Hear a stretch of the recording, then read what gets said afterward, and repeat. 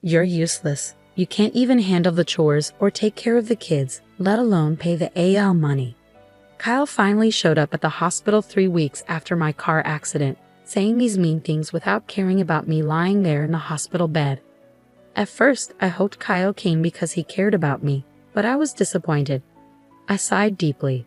Honestly, I had already been thinking about getting a divorce. I didn't expect Kyle to bring it up now, but I guess it's a good thing. It saved us both some trouble. Fine, I agreed quickly, which surprised Kyle. He didn't know I was already ahead of him. I wanted to tell him I knew what he was planning and was secretly laughing at him in my head. My name is Sarah. I'm a 40-year-old housewife living with my husband Kyle and our 7-year-old daughter Lisa. Kyle and I met during a group blind date and got married when I was 30. He was easy to talk to, and eventually I fell for him, and we started dating. Kyle was charming, the most handsome man at the table when we first met. When he showed interest in me, I felt flattered and proud. Kyle was incredibly romantic in our early days. He would surprise me with desserts and flowers at fancy restaurants for my birthdays, take me on trips for our anniversaries, and write heartfelt letters at just the right moments. I felt so lucky to have him and eagerly accepted his marriage proposal, imagining a life full of surprises and excitement even after marriage. But once we were married, things changed.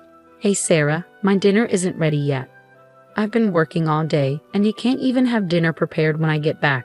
You're so lazy. After we got married, Kyle started acting like he was the boss of the house and I was his servant. At first, I was shocked by how different he was. I thought he was just joking when we were dating. We used to laugh at each other's silly jokes. We imagined a sweet life where we'd call each other cute nicknames and stay lovey-dovey even after having kids. But he wasn't joking. He really treated me like a servant. At first, I laughed it off, thinking he was kidding. But then I realized he was serious. He actually saw me as his caretaker, and that scared me. After we got married, I had to quit my job, and we depended on the money Kyle earned. I was afraid that if I didn't do what he said, he might cut me off financially, so I felt trapped. Honestly, Kyle's income wasn't great. I made more money when I was working. Kyle only finished high school and kept changing jobs. He never stayed at a job for more than a year or two. It seemed like Kyle felt insecure about his background and took out his frustrations on me. I'm sorry I got delayed with some errands, I told him once. Don't make excuses, just hurry up and make it, Kyle replied, sitting down with a cold beer. This became a common scene, but each time I sighed and started cooking. My marriage made me miserable, but I managed to get by. The following year, our daughter Lisa was born, and my days became even more difficult. As expected, Kyle didn't help much with Lisa. However, he would spoil her by buying her any candy or toy she wanted. I tried to raise Lisa properly, so I scolded her when needed, which made her cling to Kyle even more. Lisa, you like Daddy, don't you? Kyle asked her once. Yeah, Daddy is cool. I love Daddy, Lisa replied. I knew it. I'm super dad, Kyle said, looking at me smugly. It was frustrating, but I couldn't help feeling glad that Lisa loved her father. I just sighed again. Despite spoiling her, Kyle never attended any of Lisa's kindergarten events like sports festivals or recitals. You know, there's a parent-child race at Lisa's sports festival. Could you participate? I asked him. Huh? Why me? You're free that day, you do it, he responded. But the sports festival could be a great time for us to bond as parents. It's on a holiday, so you won't have to work, I said to Kyle. Shut up. We're already close enough. Maybe you should work on your relationship with Lisa. She thinks you're mean, you know. You might want to fix that, Kyle said, laughing as he left for work. He called himself a super dad, yet he never showed up to school events. I worried that Kyle's habit of being easy on himself but hard on others might influence Lisa. He continued to leave all the housework and childcare to me and was lazy at home. Now Lisa is 5 years old and ready to start elementary school, but Kyle was still jumping from job to job. He had just quit his factory job last month and moved to a food and beverage company. I'll be working weekends at my new job since it's in the food industry, he said. Looks like we'll hardly see each other then, I replied. Can't be helped. It's work, he said. Honestly, I was relieved because I was tired of Kyle ordering me around on weekends. Now, I wouldn't have to be nagged by him to clean the floor or serve meals quickly. But if Kyle was out on weekends, Lisa would be sad. It's better for kids to spend holidays with the whole family. I have work, so please let Lisa know, Kyle said. I couldn't really argue with Kyle since he was the one bringing in the money. Reluctantly, I went to tell Lisa. I'm sorry, but Daddy won't be able to go out with you on his day off, I said, frowning, thinking she would be upset. However, contrary to my expectations, Lisa seemed unconcerned. It's okay. If you're okay with it, then it's fine. You know he's not going to be here on all weekends, right? Daddy has been smelling strange lately, she said. A strange smell? I asked, puzzled. Lisa nodded and went back to her room. What on earth was she talking about? I've been so busy with housework and taking care of our child that I hadn't noticed much about Kyle lately. Our marriage was not like it used to be, and I tried to avoid being around Kyle to keep things calm. The strange smell Lisa mentioned might be from the factory, I thought. Factories often use special solvents, so it made sense that Kyle could come home with a weird smell. If that was the case, the smell would probably go away soon. Kids are really honest, which is what makes them so endearing. Despite what he said, Kyle started leaving the house early in the morning even on his days off, which was odd. He also left every weekday. If he was working weekends, he should have a day off during the week. He left without saying anything to me, so I couldn't tell if he was going to work or not. I became curious about what he was doing, leaving so early even on his days off. One day, I asked Kyle, "You seem to be going out every day off. What are you doing?" Kyle looked confused for a moment, then answered in an annoyed tone while scratching his head, "I'm working. I go to work voluntarily." "Really? But you should take care of yourself, or your body won't hold up," I replied. "Shut up. Don't complain about my job," Kyle snapped back. I didn't understand why he got so angry when he often complained about my housework and child rearing. I didn't believe what Kyle said. There's no way he, who usually avoids trouble, would go to work voluntarily on his days off. I knew this from watching him closely over the years. If he was that passionate about work, he would have stayed at his previous job longer. I'd also started paying attention to the strange smell that Lisa mentioned. Indeed, Kyle came home with a sweet, strong fragrance. This strange smell was not from the factory. Why hadn't I noticed this before? I blamed myself for being so naive and vowed not to make the same mistake again. From then on, I decided to watch Kyle more carefully, especially on weekdays when he said he was going to work. He seemed to wake up an hour earlier than usual and took extra care grooming himself. He appeared to be in a good mood on those days, which varied from week to week, sometimes on a Monday, sometimes on a Thursday. But it was clear that Kyle was happy on those days when he left the house. I went into his room to look for any clues. I felt like a detective searching a house. Since I always cleaned Kyle's room, I knew it well and didn't feel bad about snooping around. If Kyle had hidden anything, it would be in a place not easily seen. I searched carefully under the desk and bed. Finally, hidden in a candy tin in the closet, I found a bunch of letters. What were these? All the letters were from the same person named Patricia. They had been sent through the mail, the oldest letter from 4 months ago and the newest from yesterday. As I read the letters, I saw phrases like, "I regretted when we broke up, but now I really love you, and I want to go back to the time when I was with you." It sounded like something a lovesick teenager would say. At first, I thought maybe Kyle's ex-girlfriend was sending these letters on her own. But then I read a line that worried me. "I'm glad you like me again. I'm looking forward to our next date." This was from last week. It looked like Kyle was seeing this Patricia. Today he was definitely up to something. I took photos of the letters with my smartphone as evidence. I thought about taking the letters but didn't want to make Kyle suspicious. Even with these letters, I felt I didn't have enough proof. After thinking it over, I decided to hire a private investigator to check on Kyle. 3 weeks later, the investigator gave me the results. He brought photos of Kyle and Patricia close together in the park at night, and even a recording of them saying, "I love you," to each other. I accepted the facts calmly. With solid proof in hand, I went to the municipal office and came back with a divorce form. Now that I knew Kyle was cheating, I had no reason to stay with him. I planned to confront him with the divorce papers the next time something happened. I returned home and let out a deep sigh. I was acting resolved, but honestly, I was heartbroken. I was upset with myself for having married someone as careless as Kyle. I was thinking about resting a bit before making dinner when my phone rang. Hello? Yes, Sarah. Do you have time to talk? Yes. What's going on? I was surprised to get a call from my father. He usually doesn't call me. Actually, your mother and I were talking yesterday and we're thinking about transferring our assets to you soon. Huh? What happened? My father ran a company that sold imported goods to Japanese corporations. I was the daughter of a big company president, but I never told Kyle about this. I thought it would make me sound boastful, especially since Kyle jumped from one job to another. We're getting old and thinking about retiring. We thought about keeping the company going but didn't want to push it on to you, our only daughter, so we decided to step back. I see. I felt guilty about not taking over the company, but my parents respected my decision and had planned for the future. I was touched by their thoughtfulness. We're thinking of handing over our assets to you.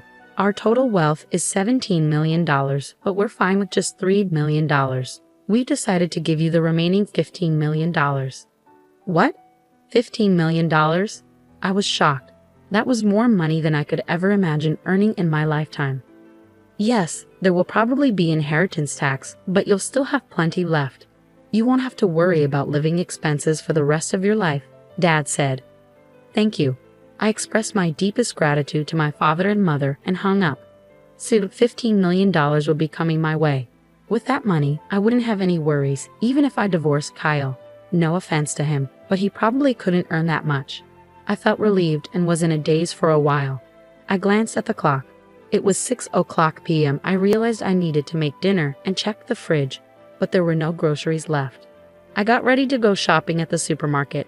My heart was light, but I also felt a sense of urgency that Kyle might come home soon. As I was hurrying across the last crosswalk to the supermarket, the light turned green. Watch out, someone yelled, but it was too late. My body was already in the air, and then I hit the ground hard. The sharp pain shot through my head, and without understanding what had happened, I lost consciousness. When I woke up, I was lying on a hospital bed. The first thing I saw when I opened my eyes were my parents and Lisa. Sarah, thank goodness, Mom said. Lisa was crying next to me. I gently stroked her head. You were hit by a car and broke both legs. They say it will take 5 months to fully recover. 5 months? I felt dizzy thinking about being out of action for so long. From that day on, I was stuck in a wheelchair. Although the nurses took care of me, I felt frustrated and annoyed because I couldn't use my legs. During my stay in the hospital, my parents and friends visited me. My parents were taking care of Lisa now since Kyle was always at work. I thought that was better for her. I was glad everyone visited, but Kyle never came. I started to doubt his care, thinking, aren't we husband and wife? However, 1 week after I was hospitalized, Kyle finally showed up. Hey, feeling good? Kyle asked sarcastically. Yes, man, it's a mess at home without me, I replied lightly. Kyle always complained about my housework as soon as he spoke, showing no empathy. I sighed, thinking he would be at least a little worried about me. What can I do? I was in a car accident, I snapped back. Kyle looked at me with disdain and said, You're useless if you can't do housework or take care of the child. That's the worst, and you should pay alimony. He said such horrible things to his hospitalized wife. Initially, I had hoped Kyle came to visit out of concern, but he was still disappointing.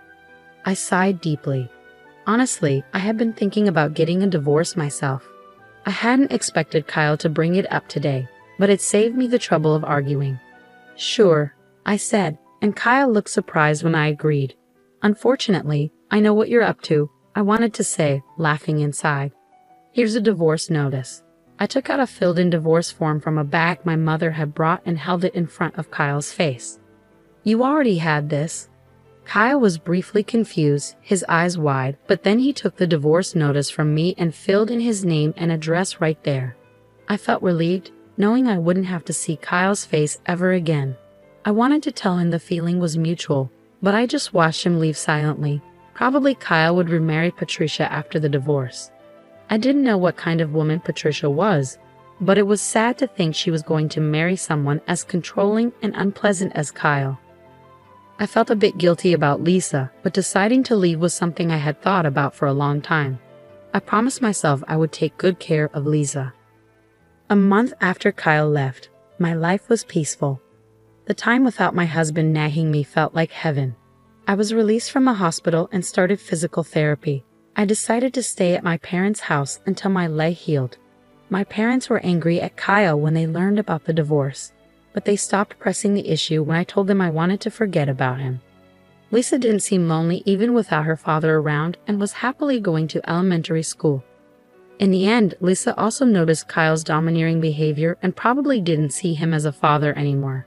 I was convinced that divorcing Kyle was the right decision, but one afternoon, I got a call on my mobile phone.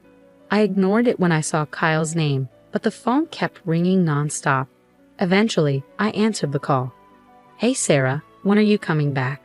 Kyle's words made no sense to me, and he sounded like he was about to start yelling. "What do you mean, coming back? You married Patricia, didn't you?" I replied.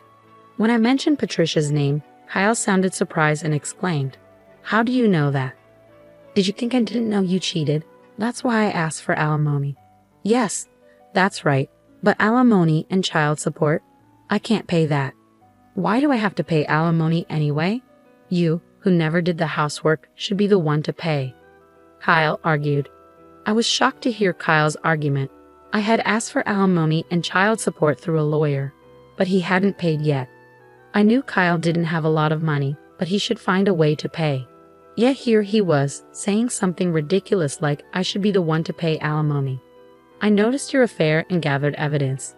Did you see it from the lawyer?" It seemed that Kyle had already seen the evidence from the detective agency. That would make things easier, but him calling me was ridiculous. "I wanted a divorce even before I found out about the affair because you never helped with housework or childcare, and you complained all the time. I'm not your housekeeper, you know, but it's good you're married now. You have someone else to look after you." But here's the thing, Patricia can't do housework. Before we got married, she said, "Leave everything to me." But once we got married, her cooking is terrible and she doesn't clean. I would have been better off with you. Marry me again. After all, you don't have any money, right? Lisa liked me too, didn't she? Kyle said, which annoyed me. "What are you talking about? You divorced me and remarried. You're her partner, not my responsibility. And sorry to say, Lisa doesn't like you. And I have money." "Don't lie to me. There's no way you have money. You were a housewife. You can't live without me." I had no intentions of telling Kyle about the fortune I inherited from my parents, but faced with his aggressive attitude, I had no choice but to reveal it. My parents are CEOs. Recently, I inherited their assets. It's around $52 million in total, so I can live without working for the rest of my life.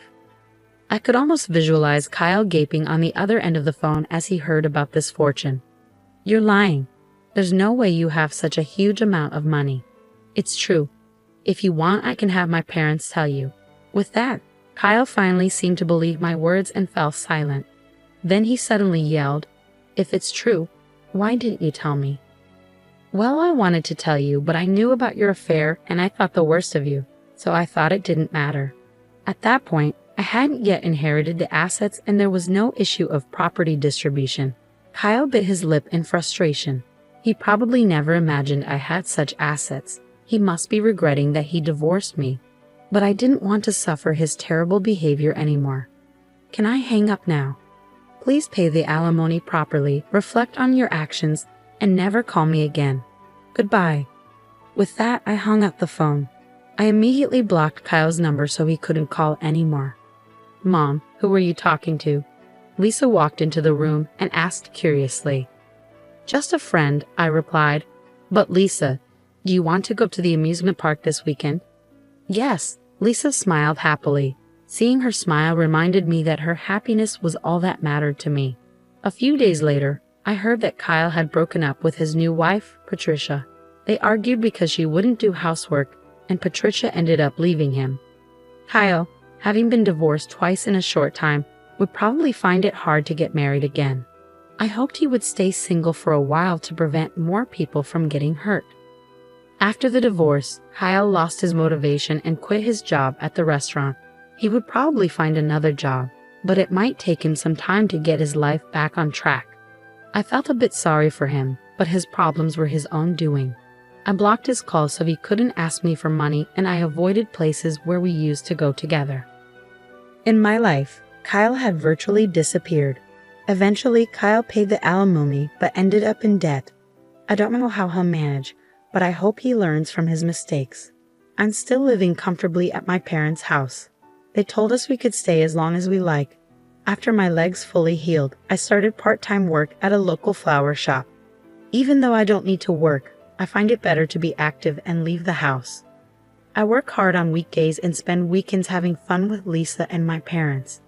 I feel more joy in life than before and want to keep living happily with the people I love. I cherish these happy moments, especially when I see Lisa's smile.